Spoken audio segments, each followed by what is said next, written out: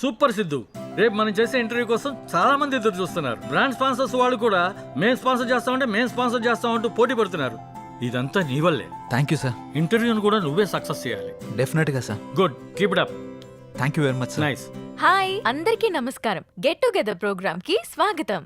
ఈ రోజుల్లో మంచి సినిమా చేయడం కష్టం, తీసిన సినిమాని రిలీజ్ చేయడం ఇంకా కష్టం, రిలీజ్ అయిన సినిమా హిట్ అవ్వడం చాలా కష్టం. కానీ ఆయన తీసిన 9 సినిమాలో 8 హిట్ సినిమాలు మనకు అందించి మనల్ని ఎంటర్టైన్ చేసిన ది గ్రేట్ ప్రొడ్యూసర్ సత్యానంద్ గారు ఇప్పుడు అయోధ్య అనే సినిమాతో మన ముందుకొస్తున్నారు. ఆయన గురించి సినిమా గురించి తెలుసుకుందామా?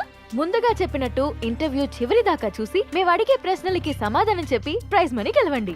ఆల్ ది బెస్ట్ అందరికి. Hi sir. హాయ్ అమ్మా. ఎలా ఉన్నారు? సూపర్. నువ్వెలా ఉన్నావు? బాగున్నాను సార్. సినిమాలపై ఇంట్రెస్ట్ ఎలా వచ్చింది? ఇండస్ట్రీకి ఎలా వచ్చారు? నేను బిగినింగ్ లో థియేటర్ లీజుకు తీసుకుని రన్ చేశాను. ఆ రన్ చేసినప్పుడు డిస్ట్రిబ్యూటర్స్ అందరం కూడా మేము మాట్లాడుకునేవాళ్ళం. సినిమా రిలీజ్ అయితే దాంట్లో ఏది ప్లస్ ఏది మైనస్, అసలు ఎందుకు ఆడింది ఎక్కువగా డిస్కస్ చేసేవాడిని.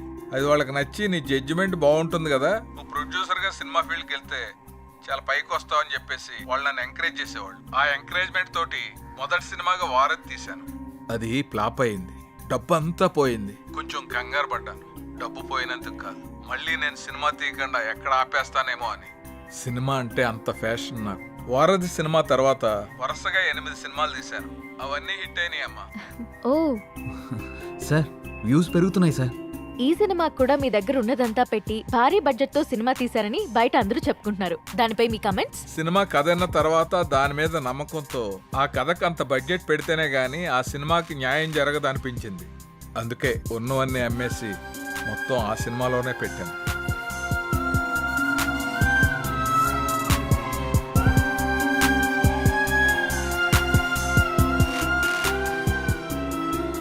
చివరిగా ఆడియన్స్ కి ఏం చెప్పాలనుకుంటున్నారు? నాకు సినిమాయే ప్రపంచం. అందుకే మా అయోధ్య అనే సబ్జెక్ట్ మీద నేను ఎంత పెట్టుబడి పెట్టాను. సినిమా చాలా బాగా వచ్చింది. మీ అందరూ ఆదరించి మాకు అద్భుతమైన విజయాన్ని అందిస్తారని మనస్ఫూర్తిగా కోరుకుంటున్నాను. Thank you. Thank you so much sir. Next week మరో సెలబ్రిటీతో కలుద్దాం. Bye. Congrats Siddhu. Thank you sir. Yes sir. నమస్తే సార్. నమస్తే. Congrats sir. థ్యాంక్స్ అమ్మా. మీ ఇంటర్వ్యూ ఇంత బాగా రావడానికి, పబ్లిక్ లో అంతగా రీచ్ అవడానికి కారణం సిద్ధు సార్.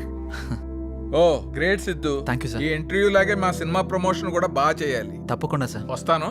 అలాగే sir. Congrats. Thank you. Good Siddhu. Ayodhya movie digital promotion మన ఛానల్కే వచ్చింది. ఒక మంచి ప్రాజెక్ట్ ని తెచ్చావు. Thank you sir. ఈ శుభ సందర్భంలో we're going to have a nice party tomorrow evening. ఎప్పుడు? ఇంకొంచెం టైం ఉంది. మరి నీదెప్పుడు?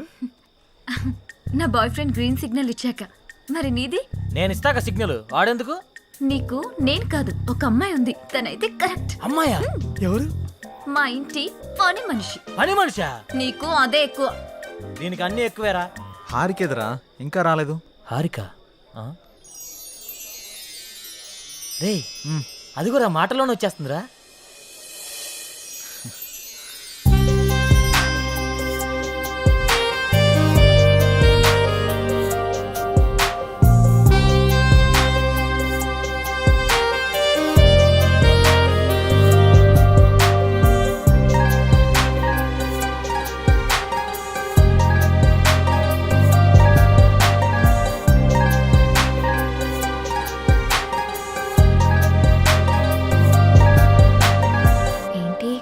మింగేసేటట్టు అలా చూస్తున్నా?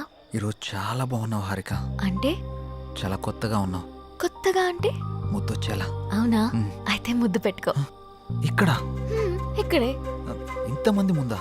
అవును, అమ్మాయిల నుండి అప్పుడప్పుడే బంపర్ ఆఫర్స్ వస్తూ ఉంటాయి. ఎలా ఇంతమంది ముందు? నీకు క్లూ ఇస్తా. ఏంటి? ఇప్పుడు టైం ఎంత?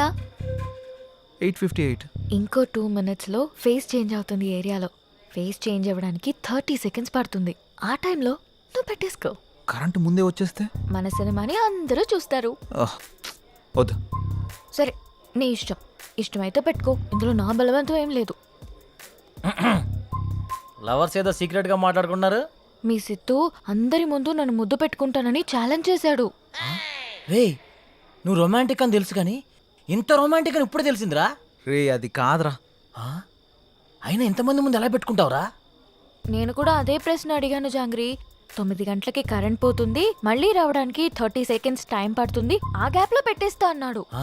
అంత మాట అన్నాడా? నువ్వు మామూలుడు కాదురా. సరే సరే, మీ పాటలు మీరు పాడండి, నేను ఆ పక్కెళ్ళి తింటాలే. రే అది కాదురా. 9 గంటలకు అని చెప్పావు కదరా. కానీ కానీ వాడికి ఎందుకు చెప్పావు? ఆడియన్స్ ఉండాలి కదా. నంబర్ 4 ఇప్పుడే బీరేశాను. ఇక మనకు చికెన్ డిన్నరే తిన్నారు. బాత్రూమ్ పోయేస్తానే. సరే. ఏ నెంబర్ 4, ఎప్పుడు ఆ పబ్జీ అనా? మరే నీకు ఇంట్రెస్టింగ్ లైవ్ గేమ్ చూపిస్తా. ఏంటది? ఏ జుమాన్జీ, అక్కడ హారికన్ సిద్ధు ముద్దు పెట్టుకుపోతున్నాడు. అవునా? ఆ, నీ గడ్డం మీద ఒట్టు. గట్టిగా స్కోపేశాడు కదా. ఏంటేసేది? వాళ్ళిద్దరు గాని ముద్దు పెట్టుకుంటే నేను 7 o'clock బ్లేడ్ తో నా పేక కోసుకుంటా. నువ్వు బ్లేడ్ రెడీ చేసి అక్కడ పెట్టరా సమరంగా. అబ్బో. నేను తెచ్చి పెడతా గానీ ముందు అక్కడ చూడు. చూస్తా. ఆ? Your time starts now. 10, 9. అన్నా ప్రసాద్ అన్న, ఎక్కడికి వెళ్ళావురా? బాత్రూమ్ అని చెప్తుంది కదనే. మళ్ళీ ఎక్కడికి వెళ్ళు, డిస్టర్బ్ చేయకు నన్ను. 5, 4, అన్నా వెనక నుంచి చోటు చంపిండే. చంపని చావు, అక్కడికే పో. 1, boom. ఆ?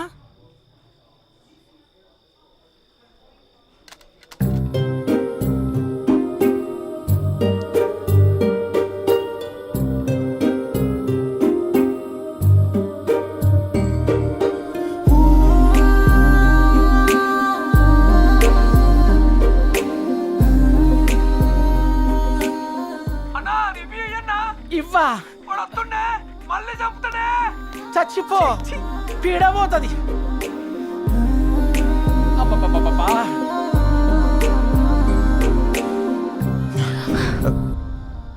ఎవడ్రా పవర్ ఆన్ చేసింది? రే 7 o'clock పెట్టాడుగా, బ్లేడ్ తో కోసుకుంటావా? ఏంటి కోసుకునేది? ఆవేశంలో ఉన్నప్పుడు ఎన్నెన్నో అంటుంటాం. కోసుకుంటావా ఏంటి? ఏయ్, ఆ, అది నా పేరు. సారీ. అడబెట్టు. నంబర్ 4, ఇక్కడ మటన్ డిన్నర్ అయిపోయింది, ఫిష్ డిన్నర్ రెడీయా?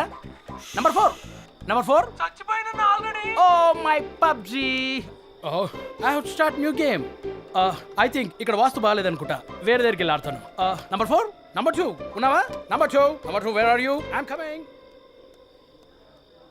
రే నిజంగానే పెట్టేసేవేంట్రా? రే అమ్మాయే ఆఫర్ ఇచ్చాక పెట్టుకోకుండా ఎలా ఉంటాంరా? నువ్వు మామూలుడు కాదురా, మాయలోడురా.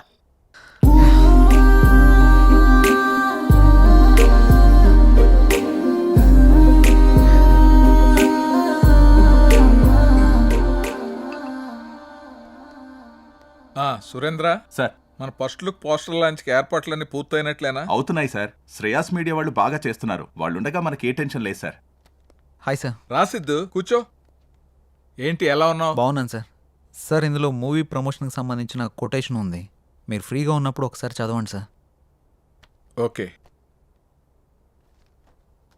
సిద్ధు, మొన్న నువ్వు ప్లాన్ చేసిన ఇంటర్వ్యూకి చాలా మంచి రెస్పాన్స్ వచ్చింది. చాలా మంది డిస్ట్రిబ్యూటర్స్ ఫోన్ చేసి మేం కొంటాం అని అడుగుతున్నారు. ఓహ్, బట్ నేను అమ్మదలుచుకోలేదు, ఎందుకంటే సినిమా బాగా వచ్చింది కదా, ఓన్ రిలీజ్ చేద్దాం అనుకుంటున్నాను. ఎలాగైనా మీరే ఈ సినిమాని బాగా ప్రమోట్ చేసి పెట్టాలి. తప్పకుండా సార్, మా నుండి ఎంత చేయాలో అంత ఎఫర్ట్స్ పెడతాం. ఫస్ట్ లుక్ ఎప్పుడు అనుకుంటున్నారు సార్? నెక్స్ట్ వీక్ చేసేద్దాం. మా సురేంద్ర ఫస్ట్ లుక్ పంపిస్తాడు, అది రాగానే ప్రమోషన్ స్టార్ట్ చేద్దాం. ఓకే సార్, ఇంకా నేను బయలుదేరుతాను. ఉంటాను సార్.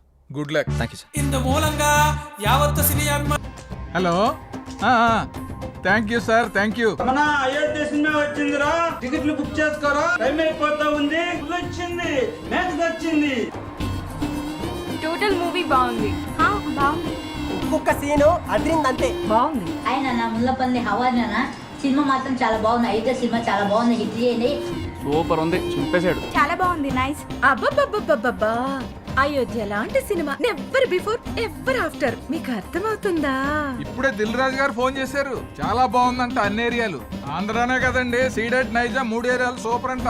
టోటల్ గా ఈ చిత్రం చాలా బాగుంది, అద్భుతాన్ని సంక్రాంతికి రిలీజ్ చేసేటువంటి సినిమాగా రిలీజ్ చెప్పుకోవచ్చు. అదే సినిమా అనుకోండి, చంపేసిన సినిమా బొర్ర మీదకి ఆకాశంలోకి ఎగిరిపోయాను. ఎంటోరని చెప్పలేము నేనే. సార్ చెప్పండి సార్. సార్ మీరు చెప్తుంది నిజమేనా? నేను ఇప్పుడే వస్తున్నాను సార్. చాలా గొప్ప విషయం. నా మీద ఆయనకి చాలా మంచి అభిప్రాయం ఉందండి. కలిసి పనిచేద్దాం. సడన్ గా ఇలాగా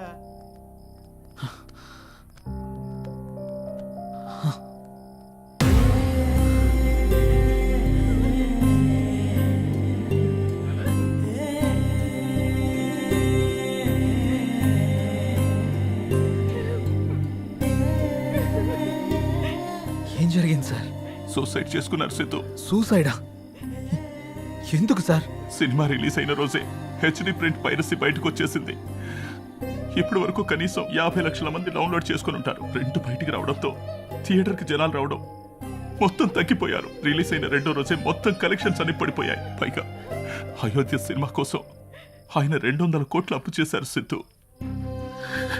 అప్పుల వాళ్ళు ఫోన్ల పైన ఫోన్లు చేశారు. అప్పులు ఎలా తీర్చాలో తెలియక, సినిమా పరిస్థితి ఏంటో అర్థం కాక ఆయన సూసైడ్ చేసుకున్నారు.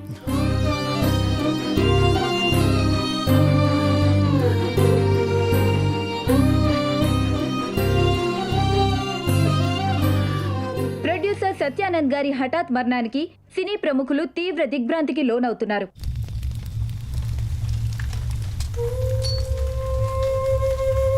మనం పోయినా మన సినిమా ఎప్పుడు బ్రతికే ఉండాలి. నా ఊపిరి ఉన్నంత వరకు సినిమాలు తీస్తూనే ఉంటాను, సినిమాలు తీస్తూనే పోతాను. పదరా రే, అందరూ వెళ్ళిపోయారా? పదరా. అంత మంచి మనిషి ఇంత సడన్ గా చనిపోవడం ఏంట్రా? సినిమా మంచి హిట్ అయింది, అంతా బానే ఉంది అనుకునే టైంలో అసలు ఈ పైరసీ ఏంట్రా? అసలు ఆ సినిమా బయటికి రాకపోయింటే ఆయనకి డబ్బులు వచ్చేవి, ఆయన బతికేవాడు కదరా. అంతేరా, మార్నింగ్ రిలీజ్ అయిన సినిమాని మధ్యాహ్నం లోపల పైరసీ చేస్తున్నారా? ఈ ఒక్క సినిమానే కాదురా, ఇంతకు ముందు అత్తారింటికి దారి, గీతా గోవిందం, టాక్సీ వాలా, ఇలా ఒకటేంటి రిలీజ్ అయిన ప్రతి సినిమాని పైరసీ చేస్తారు. చెప్తాను. చూసేవాళ్ళు చేసేవాళ్ళు అందరూ బానే ఉన్నారు, కానీ తీసేవాళ్ళు ఇలా అయిపోతున్నారు. ఇన్ని రోజులు నాకు ఏదో చేయాలన్న వెళుతుండేది, కానీ ఇప్పుడు నాకేం చేయాలో క్లారిటీ వచ్చింది. దీని వెనకాలన్న ఏ ఒక్క నా కొడుకుని వదిలిపెట్టేదే లేదు.